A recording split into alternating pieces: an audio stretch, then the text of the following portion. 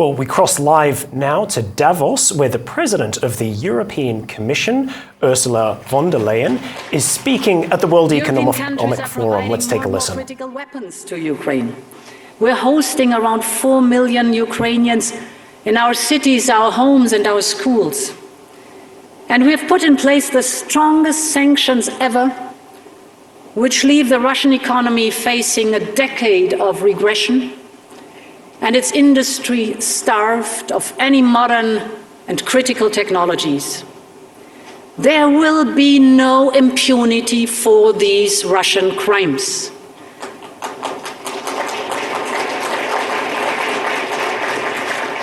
And, my friends, there will be no let-up in our steadfast support to Ukraine, from helping to restore power, heating and water, to preparing for the long-term effort of reconstruction. And to reaffirm that support, we announced yesterday that the Commission is delivering 3 billion euros of financial support. This is the first tranche of our 18 billion support package for 2023, the largest ever macrofinancial assistance to a third country. This is a strong message, and this will bolster Ukraine's financial stability, help to pay wages, ensure the running of hospitals and housing services and schools.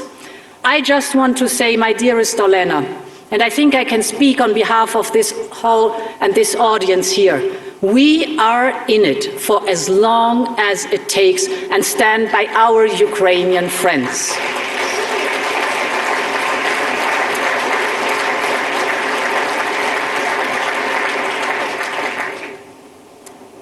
And Europe's reaction to the war is the latest example in how our union has pulled together when it matters the most. Take energy. A year ago, Europe had a massive dependency on Russian fossil fuels built over decades. This made us vulnerable to supply squeezes, price hikes, and of course vulnerable to Putin's market manipulation. In less than a year, Europe has overcome this dangerous dependency. We have replaced 80% of Russian pipeline gas. In parallel, we have filled our storages. Of course, we have reduced our demand by more than 20% in the period from August to November. And through collective effort, we brought down gas prices quicker than anyone expected. From its peak in August, this was 350 euros per megawatt hour. It is now European natural gas prices dropped by 80% by this month. That is below the levels of before the Ukraine war. Europe has once again shown the power of its collective will. Nevertheless, we should be under no illusion how difficult these periods, first of pandemic and then followed by a war, are for our families and for our businesses. And we will have to show the same resolve as we face up to a collision of crises. Dear Klaus, as your global risk report sets it out, we see rising inflation, making the cost of living and the cost of doing business more expensive. We see energy being used as a weapon. We see threats of trade wars and the return of confrontational geopolitics. In addition, climate change already comes with a huge cost. And we have no time to lose in the transition to a clean economy. And that's what I want to speak about. The net zero transformation is already causing huge industrial, economic, and geopolitical shifts, by far the quickest and the most pronounced in our lifetime. It is changing the nature of work. It is reshaping the nature of our industry. But we are on the brink of something far greater. Just think. In less than 3 decades, we want to reach net zero. In less than 3 decades, we have to reach net zero. But the road to net zero means developing and using a whole range of new clean technologies across our economy, in transport, in buildings, in manufacturing, in energy. The next decades will see the greatest industrial transformation of our times, maybe of any times. And those who develop and manufacture the technology that will be the foundation of tomorrow's economy will have the greatest competitive edge. So the scale of the opportunity is clear for all to see. The International Energy Agency estimates that the market for mass-manufactured clean energy tech will be worth around $650 billion a year by 2030, more than triple today's levels. To get ahead of the competition, we need to keep investing in strengthening our industrial base and making Europe more investment and innovation friendly. And that is what investors are looking closely at in the different markets for clean tech. Here in Europe, we moved first with the European Green Deal to set the path to climate neutrality by 2050. We have cast our net zero target into law to provide the predictability and the transparency business needs. We followed up with our investment firepower of Next Generation EU, that is our 800 billion investment plan, the Just Transition Fund and other instruments across the economy. This is unprecedented investment in clean technology across all sectors of the green transition. Clean tech is now the fastest growing investment sector in Europe, doubling its value between 2020 and 2021 alone. And the good news for the planet is that other major economies are also now stepping up. Japan's green transformation plan aims to help raise up to 20 trillion yen, around 140 billion euros, through green transition bonds. India has put forward a production-linked incentive scheme to enhance their competitiveness in sectors like solar photovoltaics and batteries. The United Kingdom, Canada, and many others have also put forward their investment plans in clean tech. And of course, we have seen the Inflation Reduction Act in the United States, that $369 billion clean tech investment plan. That means that together, the European and the United States alone are putting forward almost €1 trillion to accelerate the clean energy economy.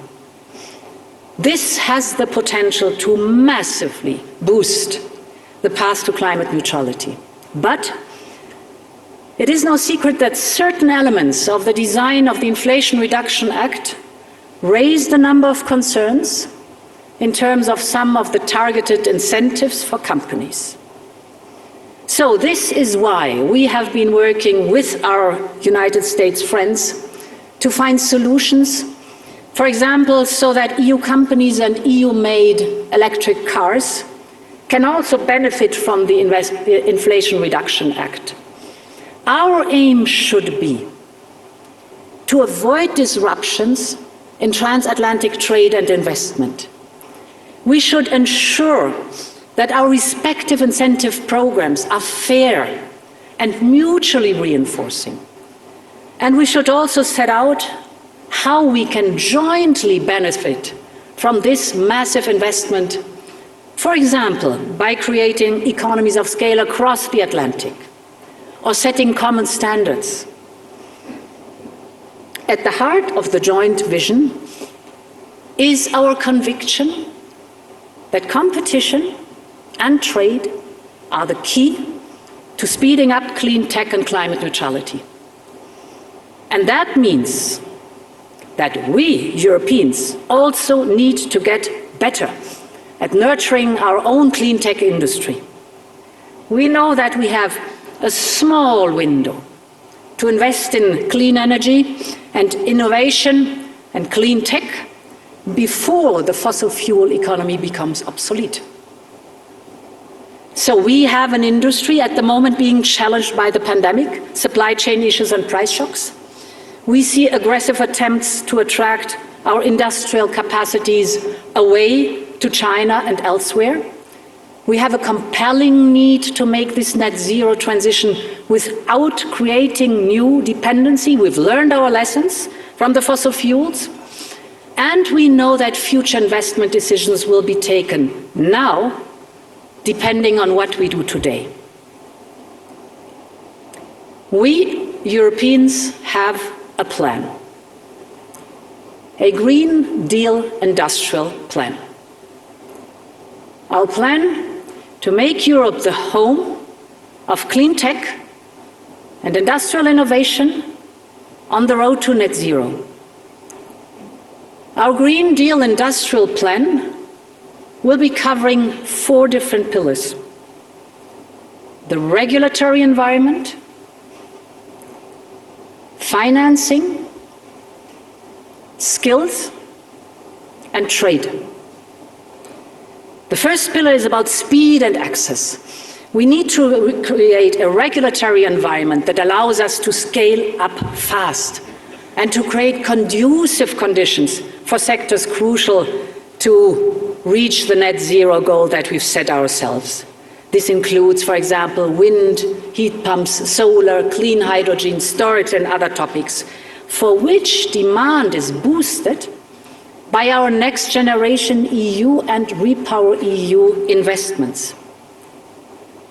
To help make this happen, we will put forward a new Net Zero Industry Act. This will follow the same model as our CHIPS Act. The new Net Zero Industry Act will identify clear goals for European clean tech by 2030. The aim will be to focus investment on strategic projects along the entire supply chain. We will especially look at how to simplify and fast-track the permitting process for clean tech production sites.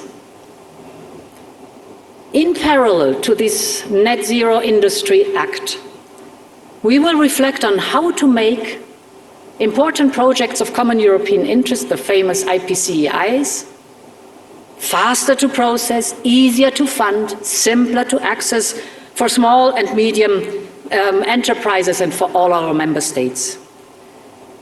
The Net Zero Industry Act will go hand in hand with the critical Raw Materials Act.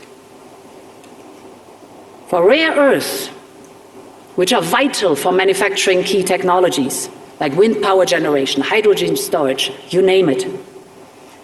Europe is today 98% dependent on one country, China. Or take lithium, with just 3 countries accounting for more than 90% of the lithium production, the entire supply chain has become incredibly tight. This has pushed up prices and is threatening our competitiveness, so we need to improve the refining, processing and recycling of raw materials here in Europe.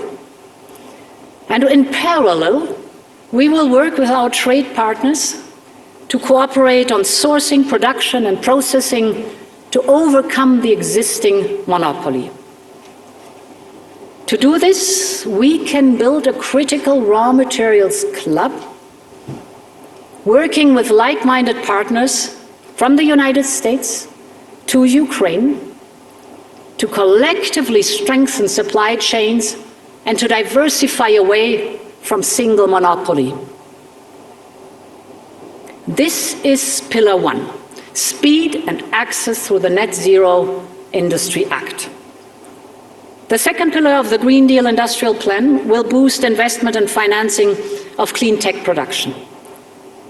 To keep European industry attractive, there is a need to be competitive with offers and incentives that are currently available outside the European Union. This is why we will propose to temporarily adapt our state aid rules to speed up and simplify them. Easier calculations, simpler procedures, accelerated approvals. For example, simple tax break models. And with targeted aid for production facilities and strategic clean tech value chains to counter relocation risks from foreign subsidies. But we also know that state aid will only be a limited solution which only a few member states can use. Now, to avoid fragmenting of the single market and to support the clean tech transition across the whole Union, we must also step up EU funding. For the medium term, we will prepare a European Sovereignty Fund as part of the midterm review of our budget this year. This will provide a structural solution to boost the resources available for upstream research, innovation, and strategic industrial projects. But as this will take time, we will look at a bridging solution where it is most needed to provide fast and targeted support. And to support this, we are currently working hard on a needs assessment. So the second pillar is funding and state aid. The third pillar of the Green Deal Industrial Plan will be developing the needed skills to make this transition happen. The best technology is only as good as the skilled workers who can install and operate it. And with a huge growth in new technologies, we will need a huge growth in skills and skilled workers in this sector. This will cut across all we do, whether it is regulation or finance, and will be the priority of our European Year of Skills. The fourth pillar will be to facilitate open and fair trade to the benefit of all.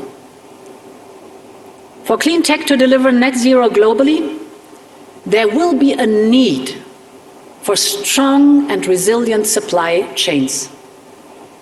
Our economies will rely ever more on international trade as the transition speeds up to open more markets and to access the input needed for the industry.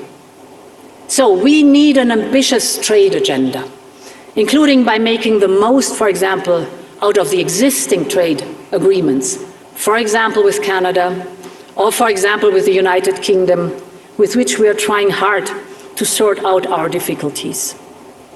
We're working on concluding agreements with Mexico, Chile, New Zealand, and Australia, and to make progress with India and Indonesia. And we need to restart a conversation regarding the Mercosur agreement. Because international trade is key to helping our industry cut costs, create jobs, and develop new products. But by the same token, where trade is not fair, we must respond more robustly. China has made boosting clean tech innovation and manufacturing a key priority of its 5-year plan. That's good. It dominates global production in sectors like electric vehicles and solar panels, which are essential for the transition. But competition on net zero must be based on a level playing field. China has been openly encouraging energy-intensive companies in Europe and elsewhere to relocate all or part of their production. They do so with the promise of cheap energy, low labor costs, and a more lenient regulatory environment. At the same time, China heavily subsidizes its industry and restricts access to its market for European Union companies. We still need to work and trade with China, especially when it comes to this transition. So we need to refocus our approach on de-risking rather than decoupling. This means using all our tools to deal with unfair practices, including the new foreign subsidies regulation.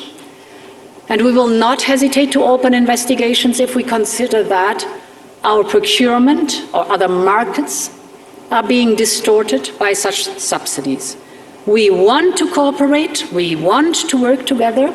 Climate change needs a global approach, but it has to be a fair approach and a level playing field. Ladies and gentlemen,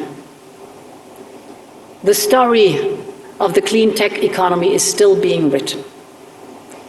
And over the years I've been coming to Davos, I've heard many times that we are on the cusp of a period of creative destruction that the economist Josef Schumpeter spoke of. His idea that innovation and new tech replaces the old, leaving the old industry and jobs behind. In many ways, this dynamic applies to the clean tech revolution of today and tomorrow. But I believe if Europe gets it right, the story of clean tech economy can be one of creative construction, with the right support and incentives for companies to innovate, with the right focus on skills and people, with the right environment to make the most out of our world-leading innovation capacity. Europe already has everything it takes: talent, researchers, industrial capacity, investment. And Europe has a plan for the future. And this is why I believe the story of the clean tech economy will be written in Europe. Thank you very much.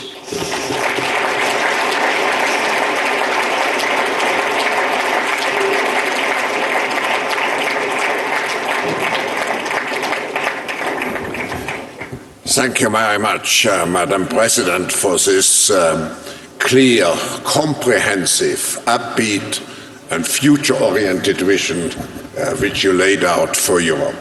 Well, you've been listening to the President of the European Commission, Ursula von der Leyen, going big on all things green at the World Economic Forum in Davos, Switzerland.